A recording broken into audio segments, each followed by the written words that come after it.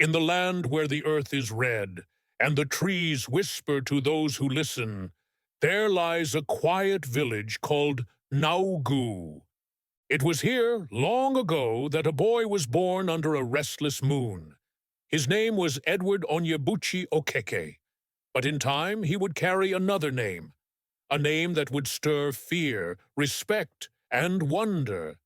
Addy Nogu. He was not like the other children. While they chased grasshoppers and climbed mango trees, Addy sat alone under the palm shade, drawing strange symbols in the soil. He spoke to people no one else could see. Sometimes he laughed into the empty wind. Sometimes he cried without tears. His father said the boy had too much shadow in his eyes. His mother held him close and whispered that he was touched by something greater. The villagers watched him with side eyes and silent lips. When Addy turned 16, he left Nogu. With a torn bag and feet like stone, he walked far north to Jos. And then, nothing. For years, no one heard his name. But the winds returned him. He came back as a man wrapped in white, beads glowing red around his neck, and eyes as deep as charcoal fire. He no longer spoke much, but when he did, people listened. He built something, a place unlike any other, not a church, not a shrine, something in between. He called it the Anioma Healing Center. They came. Oh, they came, from neighboring villages, from cities, from across rivers and through markets. The poor came with yam, the rich came with envelopes, the desperate came with tears. He healed, he revealed. He touched places medicine could not reach. He told people things only their ancestors would know. Women who had been barren danced with swollen bellies.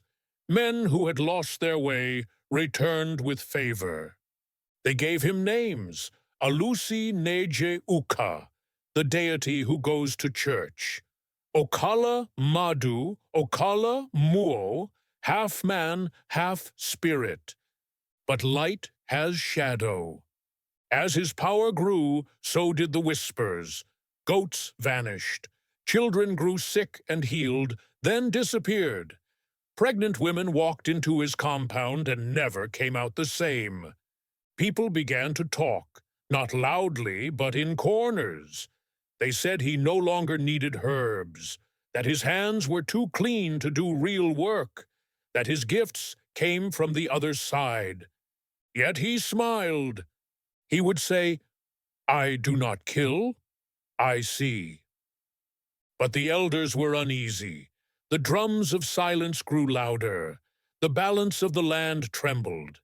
And when fear has no voice, it calls for fire. The people whispered one word, Bakassi. One night, while the crickets sang and the village slept, Addy sat cross-legged before a fire. The flame bent sideways, though no wind blew. He opened his eyes slowly and spoke.